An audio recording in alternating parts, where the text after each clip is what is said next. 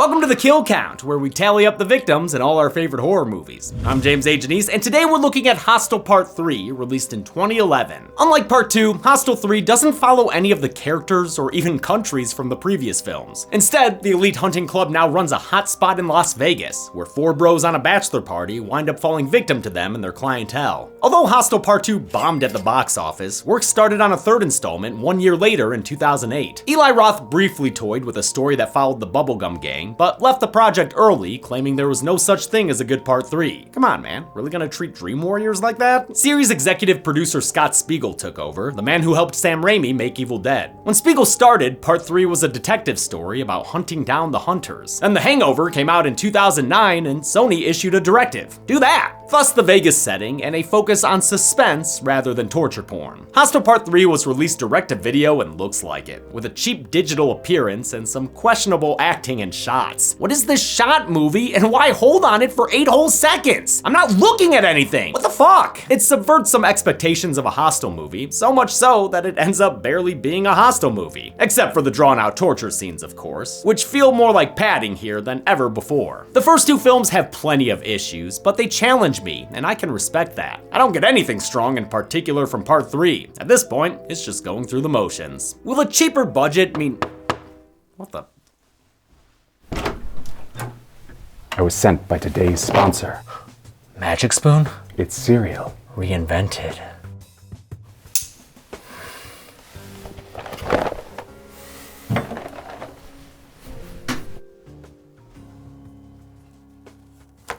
Good evening, Mr. Janice. As a top officer of the ISF, you know our sponsor, Magic Spoon. I mean, yeah, of course. They offer high-protein, gluten and grain-free cereal that's full of natural flavors and 0 grams of sugar. Their high-quality ingredients keep me fueled for every step of my day. I know it does. Now, your mission, should you choose to accept it, is to spread the word about your love of Magic Spoon to the Dead Meat audience. Yeah, alright. I'm happy to. I've enjoyed Magic Spoon cereal for years, and with their Build Your Own bundle, I can stock up on bestsellers like cocoa and peanut butter, my personal favorites like maple waffle, and experiment with new flavors like honey nut. Each flavor is a little hit of nostalgia, reminding me of the childhood cereals I loved, but now with high-quality ingredients. We knew you were the man for the job. Remember, should you or the Dead Meat team fail in your mission, the sponsor will disavow all knowledge of your actions. Good luck. This cereal box will self-destruct in 5 seconds. 5, 4, 3, 2, 1.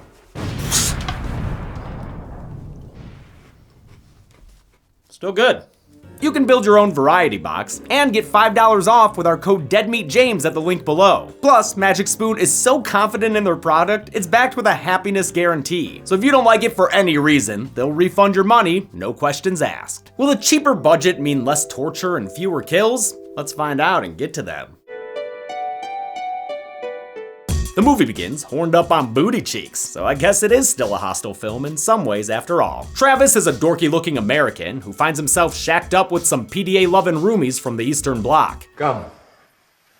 Have a drink with us. He cautiously counters their offer of suitcase vodka with his travel beer, and Victor repays the favor by letting him ogle Anka as much as he wants. Welcome to fabulous Las Vegas. As soon as Vic starts talking about sex clubs, though, Anka passes out in the shower. In a nice reversal of expectations, Travis is revealed to be the human trafficker here. I bet you thought it was Victor, huh? Way to profile. I'm just so ashamed. Travis works for the Elite Hunting Club's US branch. Since this ain't Slovakia, it's Sin City, motherfuckers! But don't worry, we'll still be following a hapless American. In this case, Scott. He's setting off for a bachelor party weekend with best man and worst guy, Carter. These two are a carbon copy of Todd and Stewart from Hostel 2. The tall, brash alpha friend and the shorter, more sensitive main character. Carter promises Scott's fiancée, Amy, that they're merely going to golf in Palm Springs. But over a Whip Whitaker, he reveals he's secretly booked a Wolfpack weekend in Vegas. The studio mandated Las Vegas as a setting, but production could only afford to film there for 4 of its 20 days. Everything else was shot in, oh shit, Detroit, Michigan! Since this was the brief era of the state's film incentive tax rebates. Cheap and easy, baby! That means when Scott and Carter are checking into the fictional Excelsior Casino, in actuality, they're checking into the Greektown Casino downtown. I mean, Greektown's cool and all, but it's clearly no Vegas casino. Maybe that's why they spend so much time with the camera hiding up these girls' asses, Jesus. The rest of the movie cheats by keeping the characters on sad-looking streets and alleyways. Come on, guys, I get having to cheat your location, but even Lep 3 made sure to sprinkle in a little shit on the actual strip.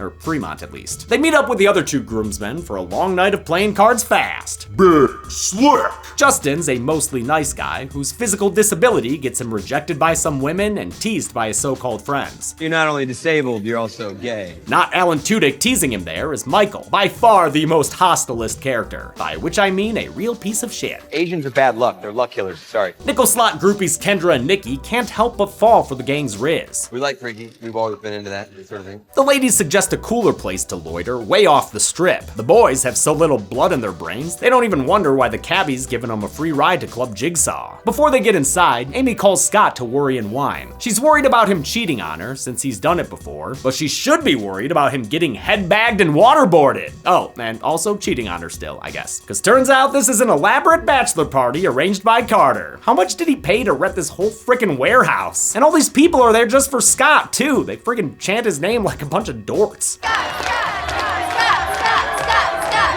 Scott's played by Brian Holliday, who's now most famous for his work on shows like Revenge and 911. He married into horror royalty though, since his wife is Jennifer Love. What are you waiting for? Hewitt. Scott's surprisingly cool about his Gitmo-themed surprise party, even following Kendra to the champagne room. His guilt over past indiscretions stops him from getting his dick wet though. No worries, unhappily married man Mikey is more than willing to take the room from him, to use with Nikki and to fulfill his race car driver fantasies. Indy 500.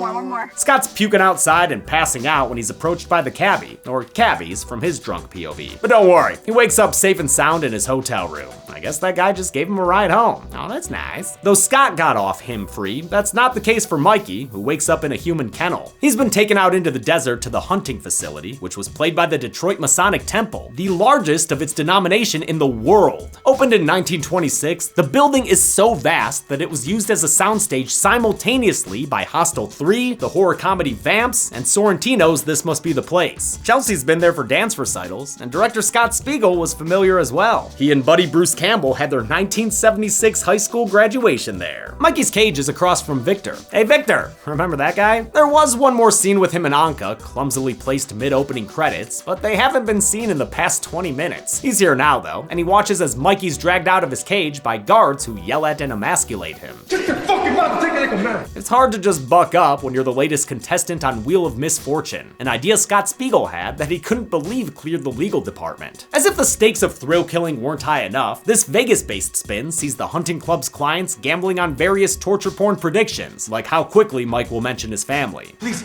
listen. I have a wife, I have a fucking daughter, I have a son. They're 6 and 4 years old. For Please, family, please, 1 please. minute 58 seconds. The over-under was 2 minutes. Congratulations to players 2, 5, and 7. It's a Black Mirror-esque twist on the formula that includes betting on the murder weapon. This dude thinks it'll be a drill, but the killer doesn't commit to the bit. Sorry, guy. Instead, he makes a mask out of Mike and plays peekaboo with his own face. Not even John Travolta and or Nicolas Cage could save him now. Mike's exfoliating skin peel and the rest of this movie's effects were designed by Robert Kurtzman, the former K of K&B Effects Group. He took over the franchise's effects from the B&N, Howard Berger, and Greg Nicotero. Although he was working with a much smaller budget, Kurtzman and his team still got away with making a lot of wacky prosthetics. Also, we had to build these oversized sections of interior of a nostril and interior mouth that we could put the camera through and shoot these POVs from the back of the throat as, you know, certain torture devices came into their mouths, like shockers and whatever. Back at the hotel, the horny boys use a business card that Nikki gave Justin to find out where she lives. But that card only has her email address. It's called cyber stalking.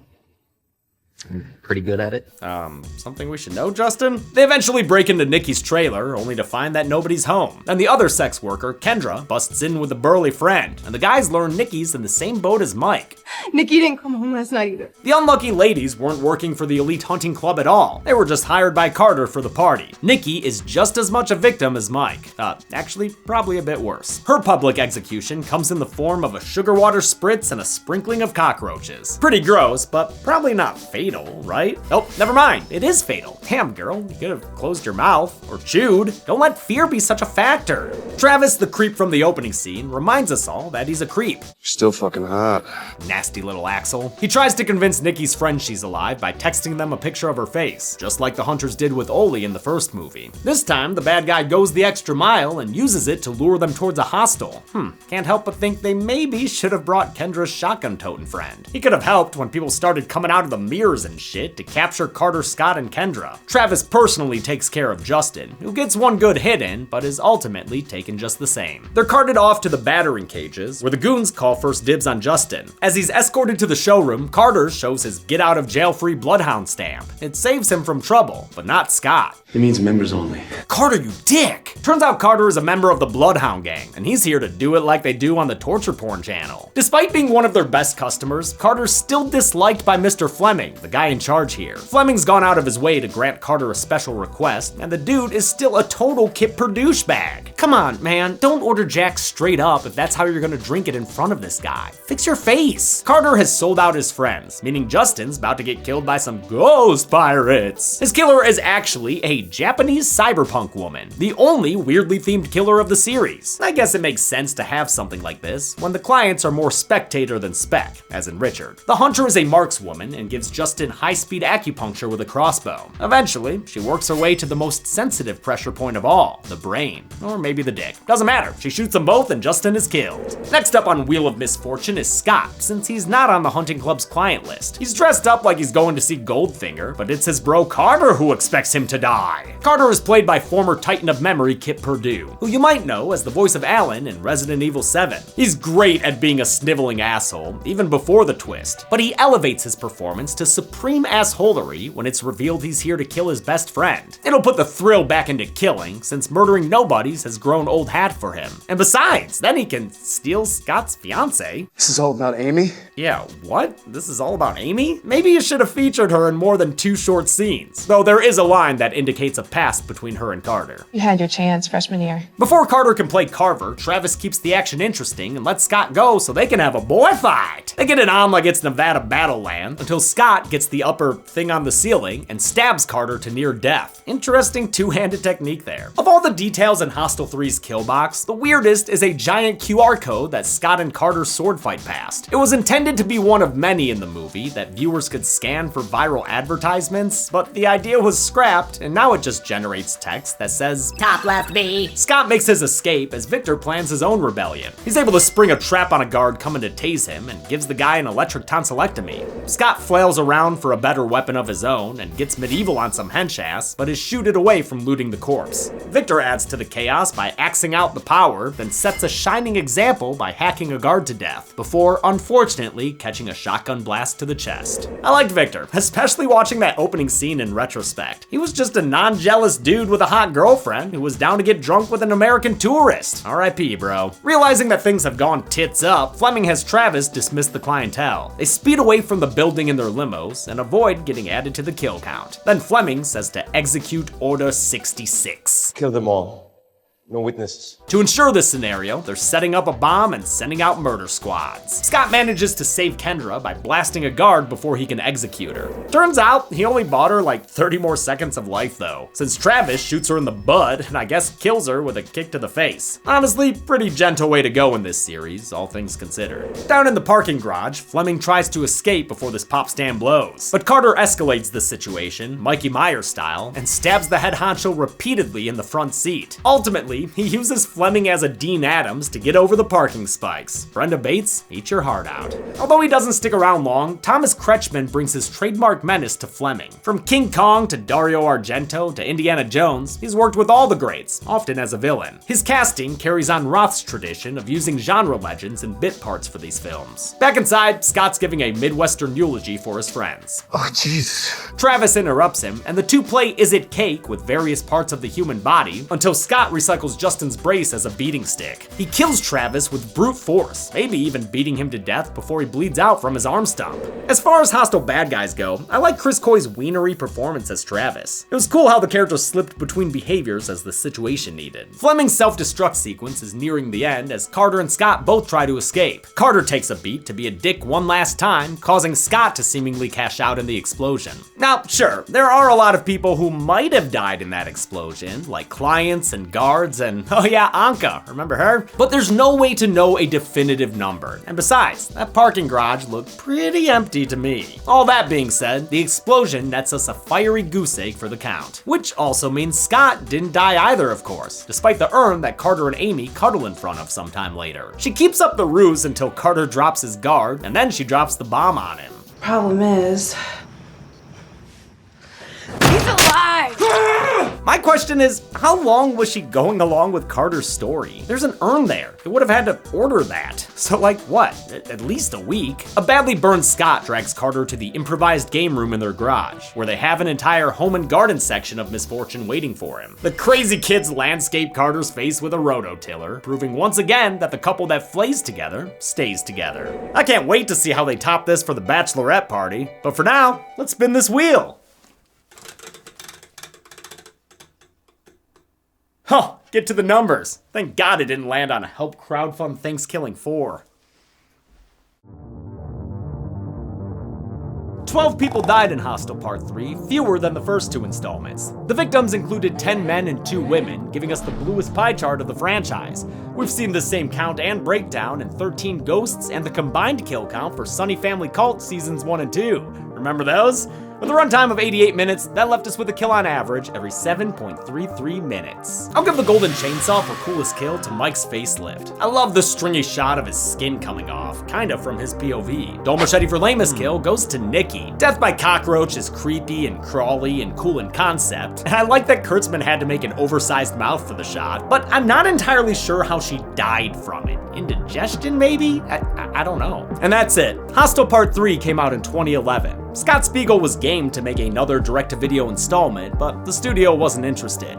Besides some recent rumblings of a reboot, that's where the Hostel series checks out. And that's also the end of our previously agreed to sponsorship contracts covering AMPTP films, meaning things are about to get weird here on Dead Meat. Until then, I'm James A. Janice.